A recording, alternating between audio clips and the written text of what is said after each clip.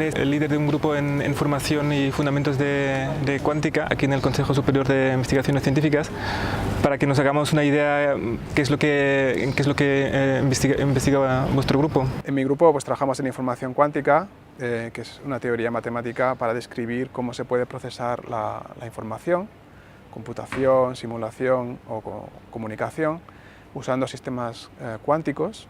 Típicamente son sistemas muy pequeños que vienen descritos por la mecánica cuántica, átomos sueltos que podemos atrapar en trampas o los fotones que componen la luz. Cuando disminuimos mucho la intensidad podemos tener fotones individuales y manipular el estado cuántico de esos fotones. Y hoy en día lo que sí tenemos posibilidades, que hemos visto en las últimas décadas, es que esos fenómenos cuánticos aparecen también de manera emergente en sistemas cada vez más grandes, puntos cuánticos en semiconductores y últimamente circuitos superconductores con los cuales se pueden construir incluso ordenadores cuánticos. Entonces nuestro grupo trabaja en esa teoría y luego en lo que llamamos implementaciones. Son sistemas físicos concretos donde queremos hacer tareas de información cuántica, computar, comunicar, encriptar, desencriptar o simular sistemas cuánticos, y entonces diseñamos experimentos, aunque somos teóricos, diseñamos cómo se podría hacer y luego estudiamos con otros grupos experimentales cómo funciona en la práctica. Estás promoviendo una plataforma, ¿no?, de tecnología cuántica.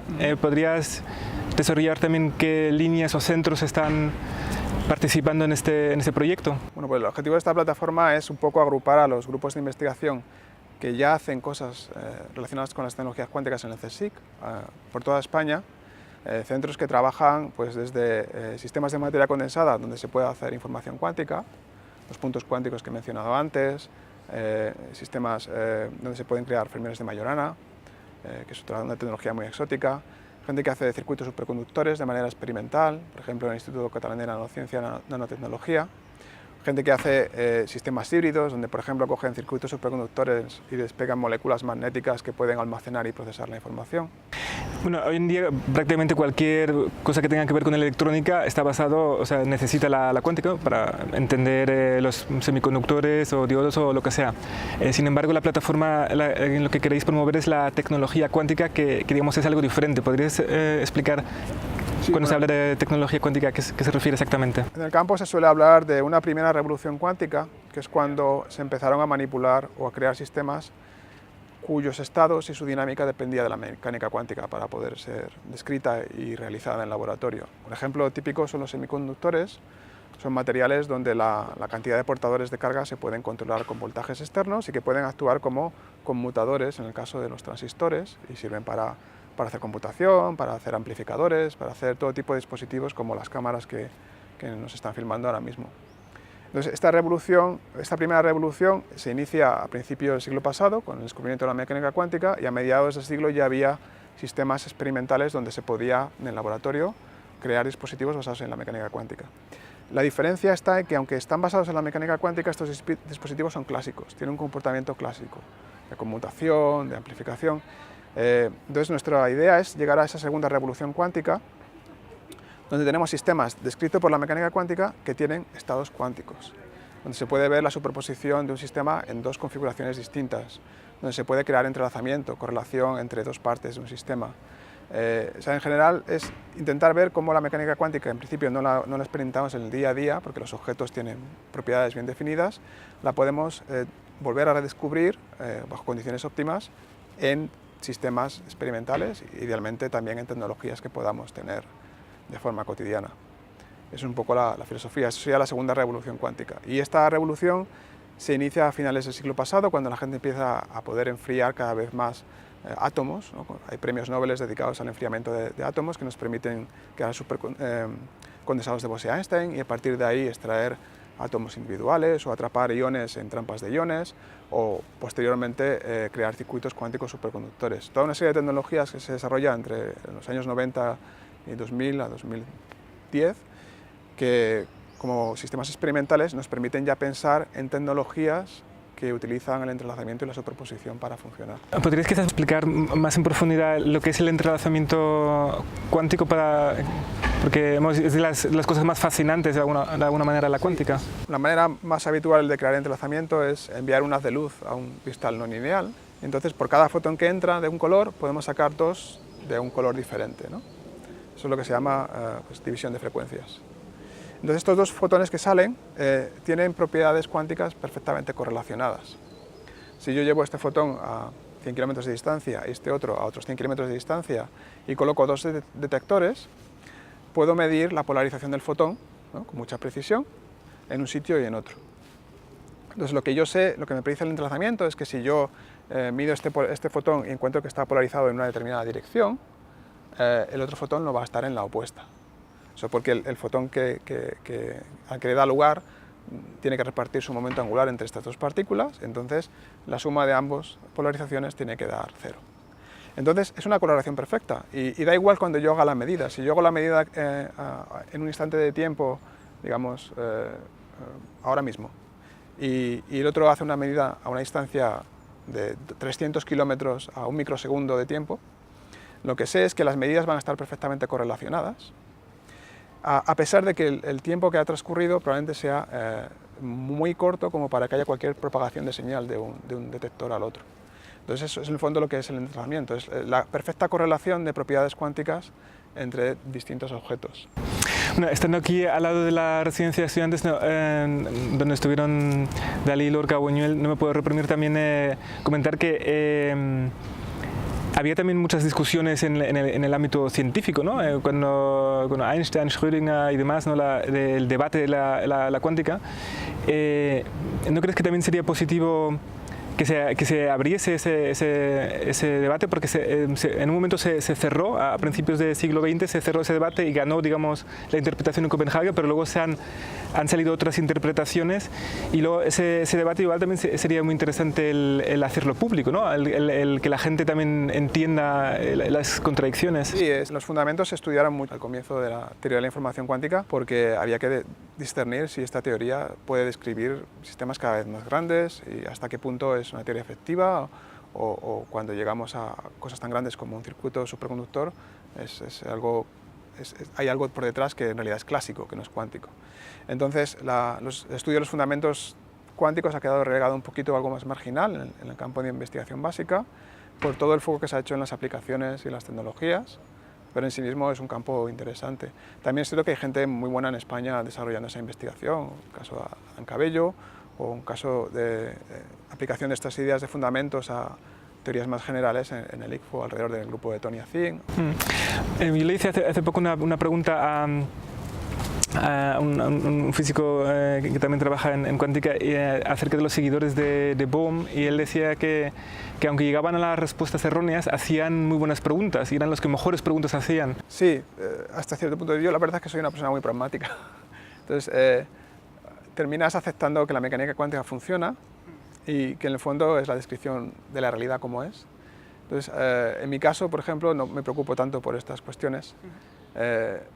Quizás pueda ser un poco paradigmático, ¿no? Que demos por supuesto que tú tienes un sistema cuántico y no está en una posición bien definida y hasta que no lo mides no obtienes una información de él. Pero también es cierto que hay maneras de interpretar esos procesos de medida que no son tan, digamos, en los cuales tú lo que estás haciendo es extraer información de un sistema, no dependes tampoco de interpretaciones de múltiples universos o en el caso de la interpretación bohmiana de una función de onda deslocalizada que no se puede medir, que rige la dinámica de todas las partículas, pero cuya existencia no parece que sea falsifiable, se pueda afirmar o negar experimentalmente.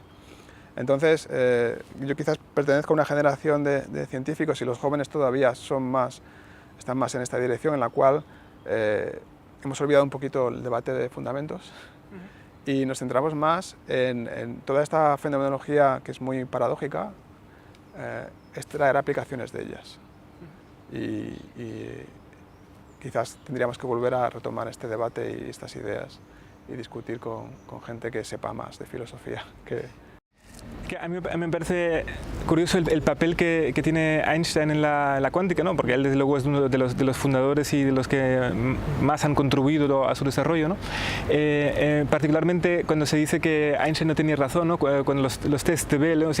Periódicamente siempre sale Einstein no tenía razón o tal, pero ¿no sería cierto afirmar que fue él quien explicó qué es el entrelazamiento cuántico en un primer momento, aunque él decía que eso justamente no podía ser? Sí, Sí, de hecho, bueno, la mecánica cuántica surge a partir de varios resultados teóricos. Uno es, por supuesto, la explicación de Planck del cuerpo negro, ¿no?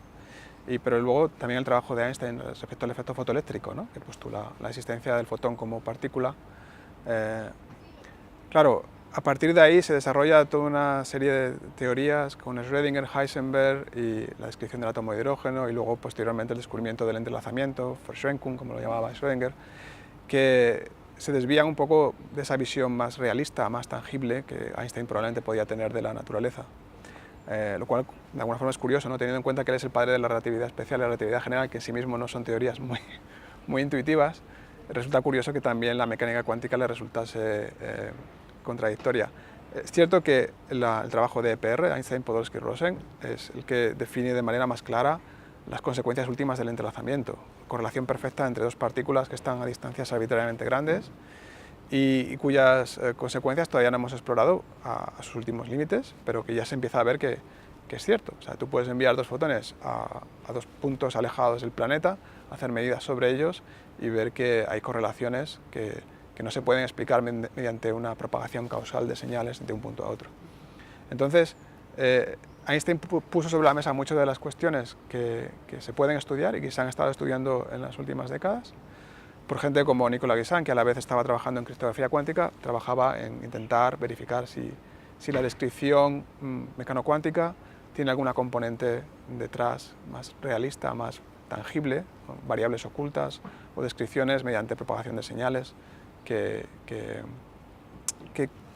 reconciliase un poco más con la visión que podía tener Einstein en su momento de la mecánica cuántica como una teoría efectiva que describe algo que en realidad no es la última realidad. Hoy en día, pues, ese debate, como te digo, lo hemos olvidado mucho, sobre todo en el laboratorio. Damos por supuesto que todo funciona, que las medidas funcionan como está prescrito, y nos olvidamos un poquito de si hay algún mecanismo físico detrás de todo esto. Pero en sí mismo es un problema muy interesante también desde el punto de vista matemático. O sea, ¿qué es lo que describe una teoría cuántica frente a una clásica? Es la capacidad de tener correlaciones mucho más fuertes que un sistema clásico. Eso es lo que hace que el entrelazamiento entre dos partículas muy separadas nos permita medir el estado de una y predecir el estado de la otra con una precisión casi absoluta, y que esas correlaciones existen a distancias espaciales y temporales arbitrariamente grandes. Bueno, pues hay estudios matemáticos que postulan teorías que incluso tienen correlaciones más fuertes que la mecánica cuántica, que se podrían explorar en el laboratorio si es que de verdad existiesen, pero de momento no se han encontrado verificación de esas ideas. Y para finalizar, la plataforma que estáis trabajando, la de tecnología cuántica, ¿cuáles son los siguientes pasos que queréis hacer? Lo primero es ver si el CSIC apuesta por esta idea de crear plataformas tecnológicas que son entidades transversales que unen a colectivos con ideas y objetivos científicos comunes. Es una apuesta muy innovadora en nuestro contexto científico. Si sale adelante, pues lo siguiente será desarrollar un proyecto común. Ese proyecto está más o menos esquematizado. Hace unos días, aquí en el CSIC hicimos una presentación de los grupos y de los temas, aunque no hicimos una presentación de lo que es la plataforma como colectivo y como objetivos a corto, medio y largo plazo, pero es algo que está bastante bien definido. Tenemos apuestas concretas en fotónica, en estado sólido, tenemos a científicos que hacen teoría muy buena que van a servir de pegamento y de conexión entre estas tecnologías y ayudar a desarrollar experimentos nuevos y aplicaciones. Y luego estamos trabajando para atraer empresas, y hay algunas que colaboren con nosotros para que esta investigación no se quede en el laboratorio, sino que tenga repercusión en la economía española en particular. Y bueno, es un ejercicio que tenemos que hacer en los próximos meses, pero depende un poco de que todo salga bien también a nivel administrativo y que el CSIC decida tomar esta apuesta. Pues a ver si hay suerte. No sé si a lo mejor te gustaría añadir algo más. Yo creo que España es un país que ha invertido bastante en ciencia, tiene un capital humano excelente. Nuestros jóvenes, nuestros estudiantes, doctorandos son muy apreciados fuera, los investigadores también. Ha habido un cierto éxodo de capital humano hacia afuera que yo creo que habría que recuperar. Si perdemos investigación, si perdemos gente con ganas de hacer las cosas, pues también sufre el país como sociedad. Entonces empezamos a depender más del extranjero, de otros, del invento en ellos. Creo que esa no es la idea que en general tienen los políticos y la gente que hace gestión más científica y gente del CSIC, pero bueno, el entorno económico tampoco ha sido muy favorable con las ideas y las voluntades de todo este colectivo.